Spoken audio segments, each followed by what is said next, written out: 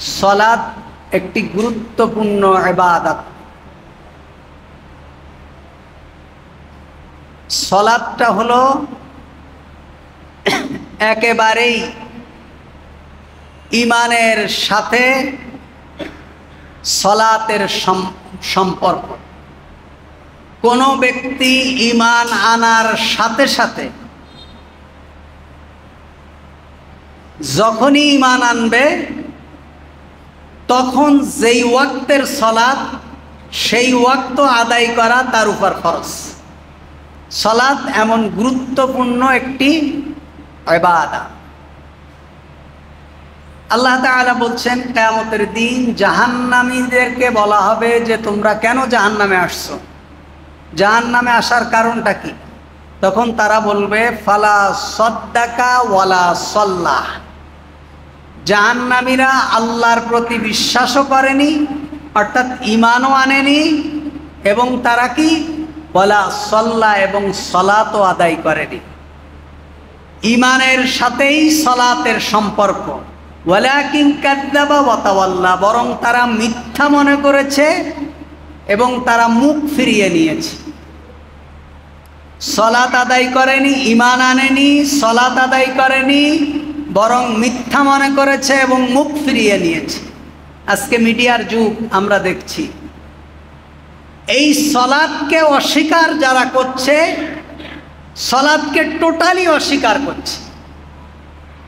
তারা এখন নতুন একটা বের করছে যে দাইমি সালাত। আমরা যে ওয়াক্তি সালাত পড়ি এটা কোনো সালাতই না, এ ব্যাপারে কোনো সালাতই নেই।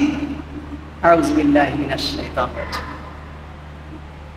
এবং আহলে কোরআন যারা নিজেদেরকে আহলে কোরআন বলে দাবি করে যে আমরা শুধু কোরআনের অনুসারী, তারা এই ওয়াক্তীয় সালাত পড়ার পক্ষে না। কারণ তারা হাদিস অস্বীকার করে। হাদিসে মুহাম্মাদুর রাসূলুল্লাহ সাল্লাল্লাহু আলাইহি ওয়াসাল্লাম মেরাজ থেকে সালাত নিয়ে এসেছেন। সুতরাং সালাত যদি মানতে হয় তাহলে তো হাদিস মানতে হয়। এজন্য অনেক ধরনের প্রোপাগান্ডা, অনেক ধরনের প্রতারণা, ইসলামের বিপক্ষে অনেক ধরনের ষড়যন্ত্র চলছে।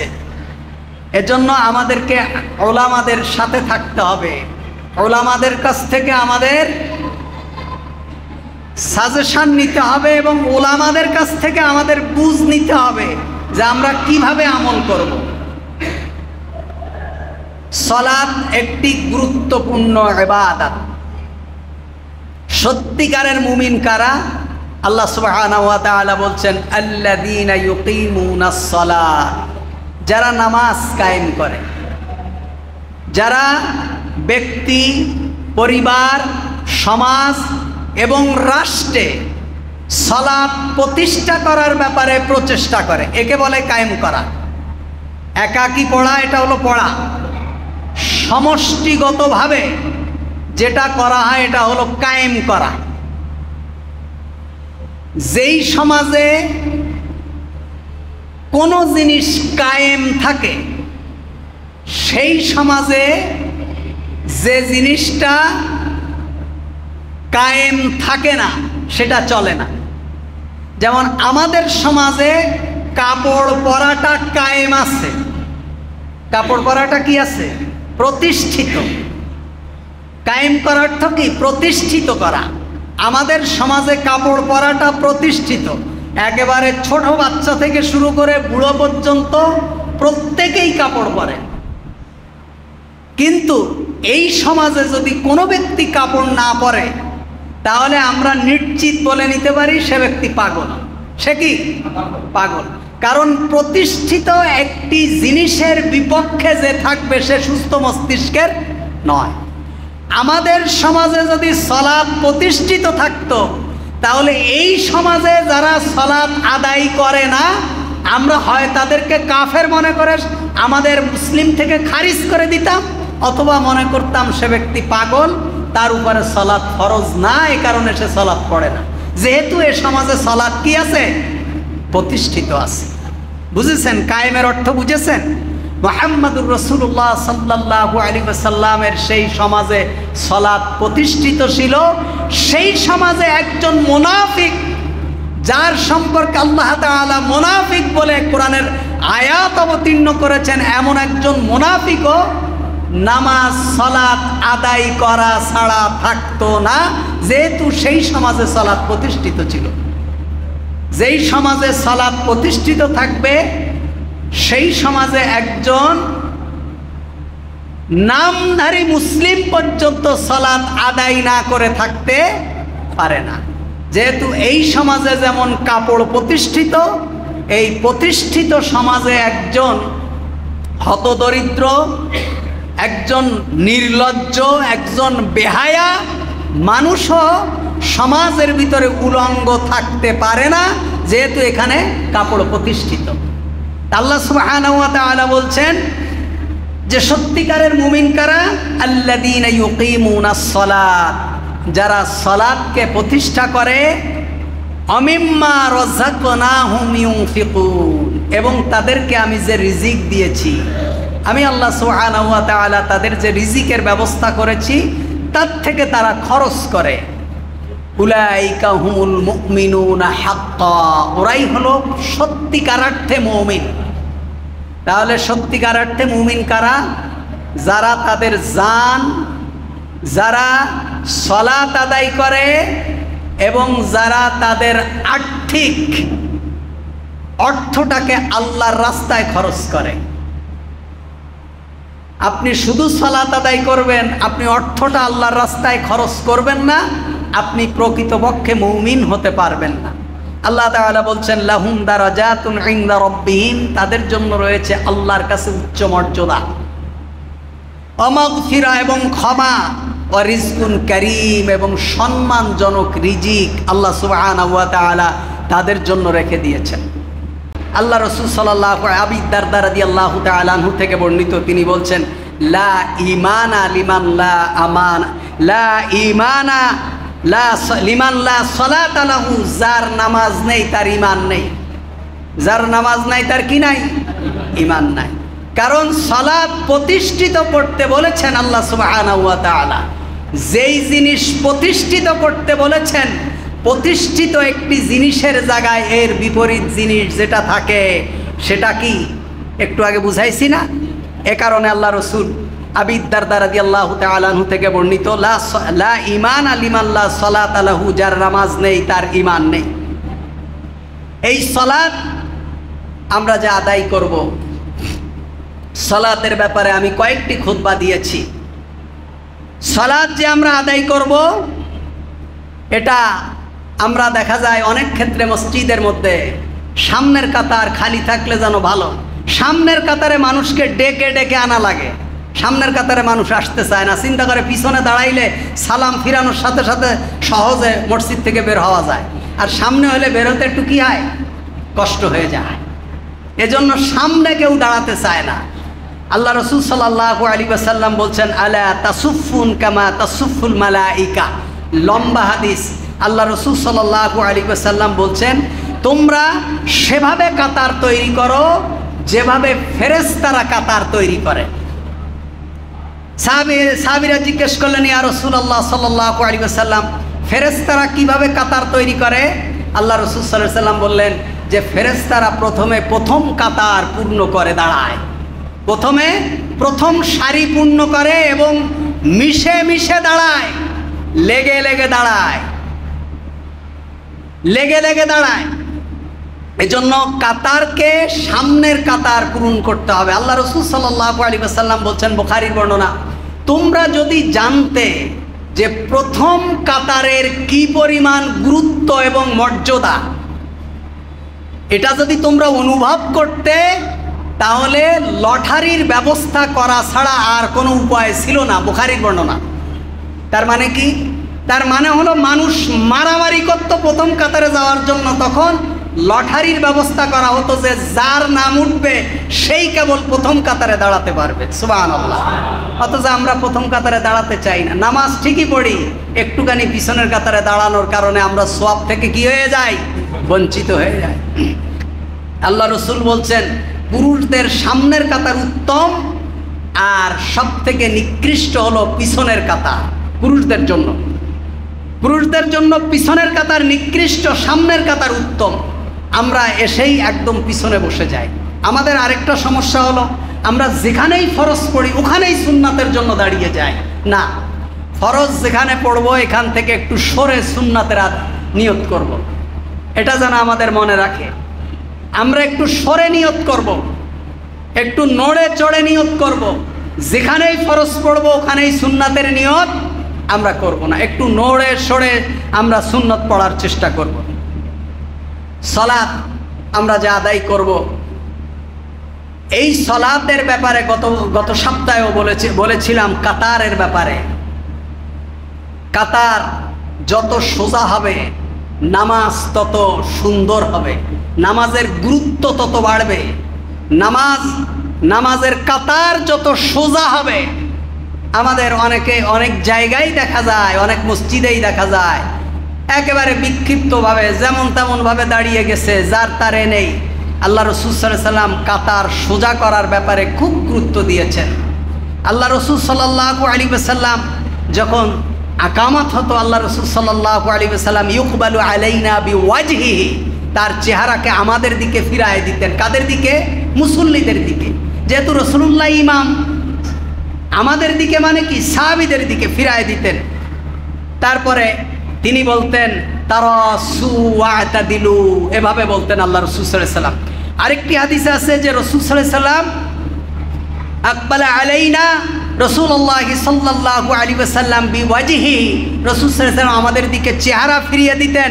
ফাকাল আকিমু সুফুফাকুম সালাসান, তিনবার বলতেন আকিমু সুফুফাকুম, তোমাদের কাতারকে সোজা করো, কাতারকে কায়েম করো, কাতারকে স্ট্রেট করো, এভাবে কাতারকে প্রতিষ্ঠিত করো। তিনবার কমপক্ষে রাসূল করিম সাল্লাল্লাহু আলাইহি ওয়াসাল্লাম বলতেন। আমি গত সপ্তাহেও বলেছি, এ কথা মুয়াজ্জিন বলা বেদাত। কোনো হাদিস দ্বারা, কোনো সহিহ কিংবা জয়ীফ কোনো হাদিস দ্বারা প্রমাণিত নয় যে কখনো কোনো মুয়াজ্জিন রসুলুল্লাহর জমানায় কিংবা সাহাবীদের জমানায় মুয়াজ্জিন বলতেন যে কাতার সোজা করেন, মিলে মিলে দাঁড়ান। এটা মুয়াজ্জিন বলবে না। এটা কে বলবে? খতিব, ইমাম বলবে। কোনোদিন মুয়াজ্জিন এটা বলবে না। আকিমুস সুফুফাকুম, আরেকটা বর্ণনা এসেছে সুফু সুফুফাকুম ফাইন্না তাসবিয়াতাস সুফুফ মিন তামামিস সালাত। আল্লাহ রাসূল সাল্লাল্লাহু আলাইহি ওয়াসাল্লাম এভাবে বলতেন। এজন্য আরেকটি বর্ণনা এসেছে উসমান রাদিয়াল্লাহু তাআলা আনহু একজন প্রতিনিধি নিয়োগ দিতেন। উসমান রাদিয়াল্লাহু তাআলা আনহু ইসলামের তৃতীয় খলিফা, প্রতিনিধি নিয়োগ দিতেন। কেন? আকামত হয়ে যাওয়ার পর উনি লাইনে লাইনে হেঁটে হেঁটে মানুষদের কাতারকে সোজা করে দিতেন। কাতারকে কি করে দিতেন? সোজা করে দিতেন। প্রাইমারি স্কুলে যখন জাতীয় সঙ্গীত ছাত্ররা গায়, লাইন যখন দেয়, স্কুলে যখন টিওনো আসে, স্কুল ভিজিটে যখন আসে, তার আগে যখন তাদেরকে প্রস্তুত করে, দেখেন না বাচ্চাদের মাথা, পা, পোশাক, নখ একেবারেই সবগুলো সুন্দর থাকে।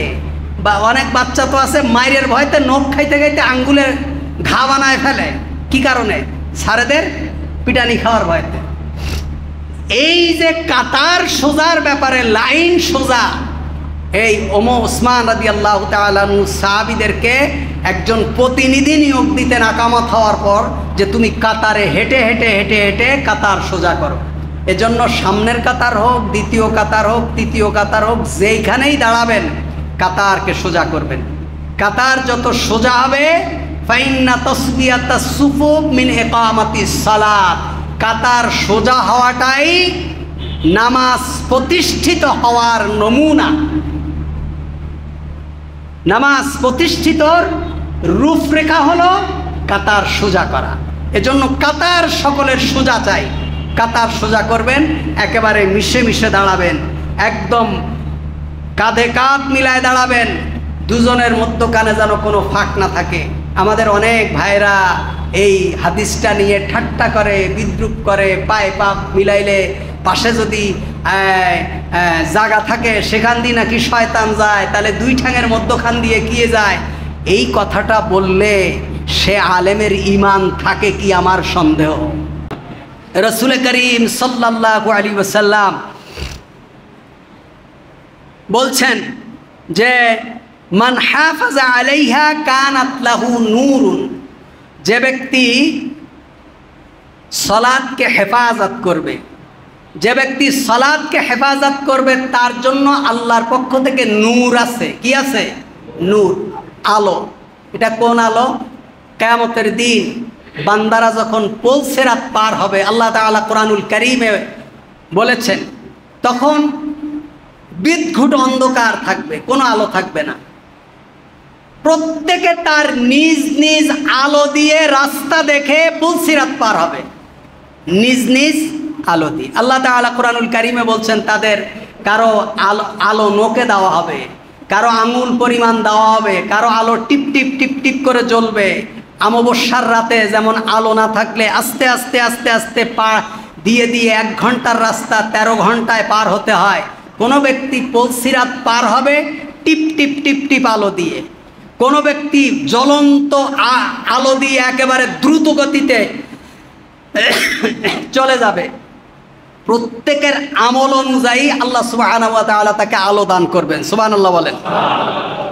প্রত্যেকে দুনিয়ায় যে পরিমাণ আল্লাহ তাআলার সন্তুষ্টি অর্জন করেছে, আল্লাহ তাআলা তাকে সেই পরিমাণ আলো দান করবেন। তা আল্লাহর হাবিব বলছেন, কানাত লাহু নূর, যে ব্যক্তি সালাতকে হেফাজত করবে তার জন্য আল্লাহ তাআলা আলোর ব্যবস্থা করেছেন, অবুরহান, এবং তার জন্য সুসংবাদ, ওয়া নাজাত ইয়াউমাল কিয়ামা, এবং কিয়ামতের দিন আল্লাহ তাআলা তাকে নাজাত দেবেন। সুবহানাল্লাহ। কি করলে? যে ব্যক্তি সালাতকে হেফাজত করবে। সালাত হেফাজত কি? সালাত হেফাজতের অর্থ হলো সালাতকে সুন্দরভাবে আদায় করা, রুকু সিজদা এগুলো খুব ইতমিনানের সাথে আদায় করা, খুব সুন্দরভাবে সাজালো গোছালোভাবে আদায় করা, রুকুই গিয়ে একটু অপেক্ষা করা, রুকু থেকে দাঁড়িয়ে সামি আল্লাহু লিমান হামিদা এ কথা বলে অপেক্ষা করা। আমাদের দেশের রুকু সিজদার যে ট্র্যাডিশন, এটা মসজিদগুলোতে খুব খারাপ, এবং সালাতের নামাজের সালাম ফিরানোর ক্ষেত্রে বিশেষ করে 100 মসজিদের ভিতরে 98টা মসজিদ ভুলের মধ্যে আছে। আপনি বলবেন 98টা মসজিদ ভুলে, মাত্র 2টা মসজিদ শুধরে। হ্যাঁ, আল্লাহ রসুল বলছেন, ইন্নামা জুইলাল ইমাম লিউতাম্মা বিহি। এই হাদিসটা আপনারা শুধু বলছেন, আল্লাহ তাআলার হাবিব বলছেন ইমাম নিয়োগ দেওয়া হয়েছে তার অনুসরণ করার জন্য। এখন ইমাম যদি আসসালামু আলাইকুম ওয়া রাহমাতুল্লাহ, আপনিও যদি বলেন আসসালামু আলাইকুম ওয়া রাহমাতুল্লাহ, ইমাম বলছে আসসালামু আলাইকুম ওয়া রাহমাতুল্লাহ, আপনিও বলছেন আসসালামু আলাইকুম, তাহলে ইমামের অনুসরণ করা হলো না। ইমাম আসসালামু আলাইকুম ওয়া রাহমাতুল্লাহ ডাইন দিকে ফিরাবে, তারপরে ইমাম বলবে আসসালামু আলাইকুম ওয়া রাহমাতুল্লাহ বাম দিকে, তারপরে আপনি আসসালামু আলাইকুম ওয়া রাহমাতুল্লাহ ডাইন দিকে বলবেন, তারপরে বাম দিকে বলবেন। ইমাম আসসালামু আলাইকুম বলছে, আপনি তো আর আসসালামু আলাইকুম বলছেন না। ইমাম যে সালাম ফিরা, ইমাম কি আসসালামু আলাইকুম রাহমাতুল্লাহ আসসালামু আলাইকুম এরকম বলে নাকি? তাহলে তার চাকরি থাকবে? বলেন থাকবে সেই ইমামের চাকরি? ইমামের গলায় সুর না থাকলেও বলতে হবে, আমার মতন যদি ভাঙা গলা হয় তাও বলতে হবে আসসালামু আলাইকুম ওয়া রাহমাতুল্লাহ। একটু টান দেওয়া লাগবে না? কিন্তু আপনি তো টান দিচ্ছেন না। আমি আসসালাম বলার সাথে সাথে আপনার ফিরানো শেষ। তাহলে আপনি কি আমার আগে ফিরাইলেন না পরে ফিরাইলেন? আপনি যদি আমার আগে সালাম ফিরান আপনার নামাজ হবে?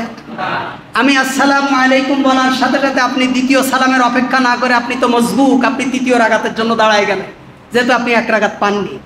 মাগরিবের নামাজে 1 রাকাত পাননি, অথবা জোহরের নামাজে 1 রাকাত পাননি, আপনি চতুর্থ রাকাতের জন্য দাঁড়ায় গেছেন। আমি একদিকে সালাম ফিরানোর আগে আপনি দাঁড়ায় আলহামদু পড়া শুরু, কিন্তু আমার তো সহসিজদা হয়ে গেছে, আমি তো আবার সিজদা দিচ্ছি, আপনার তো সিজদা কই? তা আপনার নামাজ হয়েছে? আমি সৌদি আরবে 2005 সালে 4 সালে প্রথম যখন গেলাম, তখন কেবল পড়াশোনা শেষ হয়নি, হাটহাজারী থেকে আসছি, কিন্তু অন্য লাইনে পড়াশোনা চলছে, ছাত্র জীবন আছে। তা আমি তো আমাদের দেশে দেখে অভ্যস্ত ইমামের সাথে সাথে সালাম ফিরানো। তখন আমি ওই এক মসজিদে সালাত আদায় করার সময় ইমাম আসসালামু আলাইকুম রহমতুল্লাহ, আমি আসসালামু আলাইকুম রহমতুল্লাহ, ইমাম আসসালামু আলাইকুম, আমি তো আর এখানে নামাজ সাথে সাথে আমার এক সৌদিয়ান আমার হাত এরকম খপ করে ধরছে, ধরে বলছে যে তোরে দেখলে তো মতোয়া মতোয়া মনে হয়, আমরা যেরকম হুজুর বলি ওরা মতোয়া বলে, তুই কনে পড়েছিস? তা আমি যে আমি বাংলাদেশে জামিয়ায় পড়েছি। জামিয়া মানে কি? ইউনিভার্সিটি। তা বলতেছে তুই এই হাদিস জানিস না, ইন্নামা জুইলাল ইমাম লিউতাম্মা বিহি ফাইদা কাব্বারা ফাকাব্বিরু, ইমাম সালাম ফিরাবে তারপরে তুই সালাম ফিরাবি, ইমামের সাথে সাথে সালাম ফিরাইলে তোর তো নামাজই ফাসেদ হয়ে গেছে। এজন্য আমরা কি করব? ইমাম সালাম ফিরানোর পরে গিয়ে আমরা সালাম ফিরাবো। রাজি আছি তো ইনশাআল্লাহ? খবরদার এই ভুল করবেন না। আমরা ইমাম সালাম ফিরাই, আমরাও সালাম ফিরাই, তো ইমামের আগে তো আমাদের হয়ে যায়, ইমামের আগে। আর ইমামের আগে যদি মুক্তাদির কোনো কাজ হয়ে যায় সালাতে, তাহলে কি সেটা হবে? সালাত হবে না। এজন্য ইমাম সালাম ফিরাবে দুই দিকে, তারপরে আপনি সালাম ফিরাবেন, ইমামের সাথে সাথে সালাম ফিরাবেন না। যেহেতু আল্লাহ রসুল বলছেন ইন্নামা জুইলাল ইমাম লিউতাম্মা বিহি, ইমামকে অনুসরণ করার জন্যই ইমাম নিয়োগ দেওয়া হয়েছে। অনুসরণ কিভাবে হয়? ইমাম করবে তারপরে। অনুসরণ মানে আপনি সামনে যাবেন, আমি পিছে পিছে আপনার অনুসরণ করব। এখন যদি আপনার সাথে সাথে চলি তাহলে সেটা কি অনুসরণ হলো? সাথে সাথে অনুসরণ হয় না, বরং আপনার পিছে পিছে অনুসরণ করা। বলছে একজন যাচ্ছে, আমরা তার অনুসরণ করে চলেছি, আমরা তার মানে কি? ও সামনে যাচ্ছে, আমি পিছে থেকে যাচ্ছি। যেন ইমাম রুকুতে যাবে, আপনি রুকুতে যাবেন, ইমাম রুকু থেকে উঠবে, আপনি রুকু থেকে উঠবেন। কাবা শরীফের সালাতগুলো আপনারা একটু লাইভে অথবা ইউটিউবে ভিডিওয়ে আপনারা দেখে নেবেন। কাবা শরীফে কিভাবে সালাত আদায় করে। ইমাম সিজদা থেকে উঠে দাঁড়িয়ে মাইকের সামনে এভাবে গিয়ে বলে আল্লাহু আকবার। সিজদা থেকে উঠে সোজা হয়ে দাঁড়িয়ে মাইকের সামনে গিয়ে বলে আল্লাহু আকবার। তখন মুসল্লিরা আস্তে আস্তে ওঠে। আর আমাদের দেশের ইমামরা নিজে সিজদা থেকে মাথা উঠানোর আগেই আল্লাহ বলে ইমাম অর্ধেক ওঠার আগে মুসল্লি সোজা। বোঝেননি মনে হয়? ইমাম তো সিজদা থেকে যখন মাথা উঠাচ্ছে তখন আল্লাহ বলে ইমাম আত্তাইয়াতুর বৈঠক পর্যন্ত উঠছে। ইমাম তো বুড়া মানুষ, ইমামের তো দোষের কোনো শেষ নেই। ইমাম যদি জোরে হাঁটে বলবে ইমামের মনে কোন জায়গায় দাওয়াত আছে, আর ইমাম যদি আস্তে হাঁটে তারই বলবে যে মনে হয় ইমামের চলে না। ইমাম যদি মোটা হয় বলে পরের বাড়ি খেয়ে ইমাম আমাফা খায়, কি হবে, চাইল তো কিনে খাওয়া লাগে না। আর ইমাম যদি চিকুন হয় বলে এখন হুজুরদেরকেও দাওয়াত দেয়, হুজুররা এর গিবত ও, ওর পরনিন্দা ও, ওদের মানে এই গেছে, হুজুররা এলো দুনিয়ার খারাপ এখন, এমন না? ইমাম তো ইচ্ছা করলেও তাড়াতাড়ি উঠতে পারে না। আল্লাহু আকবার বলে আত্তাইয়াতু লেভেল পর্যন্ত উঠেছে, মুসল্লি সোজা হয়ে দাঁড়ায় গেছে। এজন্য কাবার সালাতগুলো দেখবেন, কাবার সালাতগুলো দেখবেন, সিজদা থেকে ইমাম উঠে আব্দুর রহমান সুদাইসি এমন মাইকের মুখের সামনে গিয়ে বলে আল্লাহু আকবার। তখন মুসল্লিরা আস্তে আস্তে উঠে ইমামের পিছনে কি হয়? দাঁড়িয়ে যায়। এজন্য ইমাম যা করবে মুসল্লিরা পিছে পিছে করবে, সাথে সাথে না। সাথে সাথে করলে সেটা আর অনুসরণ কি হয় না, এটা আমাদেরকে মাথায় রাখতে হবে। আল্লাহ রাসূল সাল্লাল্লাহু আলাইহি ওয়াসাল্লাম বলছেন ওয়ামান লাম ইউহাফিজ আলাইহা, যে ব্যক্তি সালাতকে হেফাজত করবে না, যে ব্যক্তি সালাতের হেফাজত করবে না, সালাতের উপরে কন্টিনিউ থাকবে না, লাম ইয়াকুন লাহু নূর, তার জন্য কোনো নূর থাকবে না, আলো থাকবে না, ওয়ালা বুরহান, এবং তার জন্য কোনো সুসংবাদও নেই, ওয়ালা নাজাতুন ইয়াউমাল কিয়ামা, তার জন্য কিয়ামতের দিন কোনো নাজাত নেই। বরং ওয়াকানা ইয়াউমাল কিয়ামাতি মা কারুন ওয়া ফিরআউন ওয়া হামান ওয়া উবাই ইবনে খালফ, যে ব্যক্তি সালাত আদায় করবে না, পৃথিবীর বিখ্যাত 4 জন কাফেরের সাথে বেনামাজির হাসর হবে কিয়ামতের দিন। মুহাম্মাদুর রাসূলুল্লাহ সাল্লাল্লাহু আলাইহি ওয়াসাল্লাম বলেছেন। কাদের সাথে? আবু জাহেল, আবু লাহাব, উতবা, সাইবা, এরা না। পৃথিবীর বিখ্যাত 4 জন কাফের যারা আল্লাহ দাবি করেছিল, এমন কাফেরদের সাথে বেনামাজির হাসর হবে।